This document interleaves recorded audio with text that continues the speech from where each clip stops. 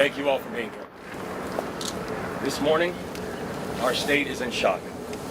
And I want to take this moment to speak directly to the people of our state. To our first responders, I'm in awe of you. I'm in awe of your courage. I'm in awe of your strength. I'm in awe of everything you do for each and every one of us. You saw a crisis, and you said, what can I do to help? And our response teams are doing everything in our power to rescue and recover the victims of this collapse, literally as we speak. People who, as we speak, are out there are divers, are air assets. People who right now are working to save lives and are doing it because the state asked. And we will update the public as the work continues. To our partners inside and outside of government, I know this has been a long night. We started coordinating immediately after the Key Bridge collapsed. We've been standing together every step of the way, from our county leadership, to our city leadership, to our state leadership, to our federal leadership. And I'm grateful to call each and every one of you not just colleagues, but I'm grateful to call you friends.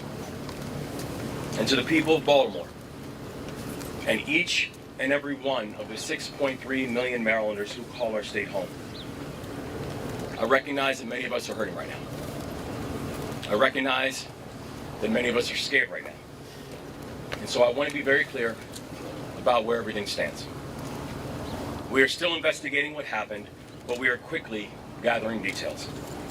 The preliminary investigation points to an accident. We haven't seen any credible evidence of a terrorist attack. Our administration is working closely with leaders from all levels of government and society to respond to this crisis, and not but just by addressing the immediate aftermath, but also by building a state that is more resilient and a state that's more safe. That is our pledge, and that's our commitment, and we're going to keep that commitment. And lastly, to the victims of this tragedy and their loved ones, all of our hearts are broken. We feel your loss. We're thinking of you, and we will always be thinking of you. We pray for the construction workers who are on the Key Bridge, and we pray for everyone who has been touched by this tragedy, and their families, and all of their loved ones. But Maryland, we will get through this, because that is the Maryland spirit, and that's what Maryland is made of. We are Maryland tough, and we are Baltimore strong. So in the face of heartbreak, we come together. We embrace one another, and we come back stronger. That's what we've always done. That's what we'll continue to do. And that's what we're going to get done together. And we're going to pray for Baltimore. And I'd like to turn this over to Senator Van Hollen, who's done a remarkable job in our fellow delegation in providing support. So thank you, Senator. Thank you, Governor. As the Governor said, we come together. We come together in Baltimore, we come together in Maryland. First of all, our hearts go out to all those who are on the bridge and their loved ones. We pray for them. Our gratitude goes out to the first responders who, as we speak, are out there continuing to conduct search and rescue operations. I want to thank the Governor, the mayor, county executive, all the people gathered here as part of Team Baltimore and Team Maryland. And the federal government is with them as a partner. The Coast Guard, as we speak, is also part of this mission. Coast Guard cutters, Coast Guard aviation assets. I spoke twice today with Secretary of Transportation Pete Buttigieg. Pete Buttigieg has pledged that they will do everything they can to very quickly release emergency response funds for this important project. The National Highway Transportation Administrator is on his way to Baltimore if he's not here already. They will be releasing those early funds once all the parties are fully engaged. Second, the National Transportation Safety Board. I talked to the chair this morning. She and her team will be conducting an investigation of what happened.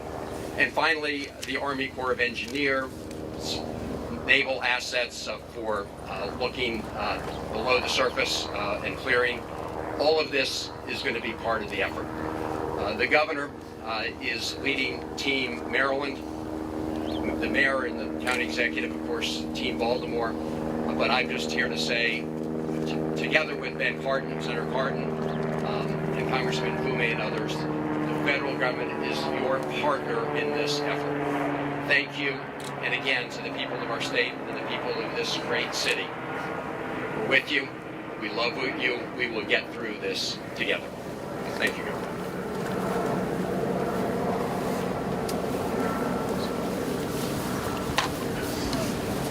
Good morning again. Paul Wiedefeld, Secretary of Transportation. Just a few updates since our meeting this morning. The crew that was out there working was basically repairing potholes. Just so you understand, that had nothing to do with a structural issue at all in the facility.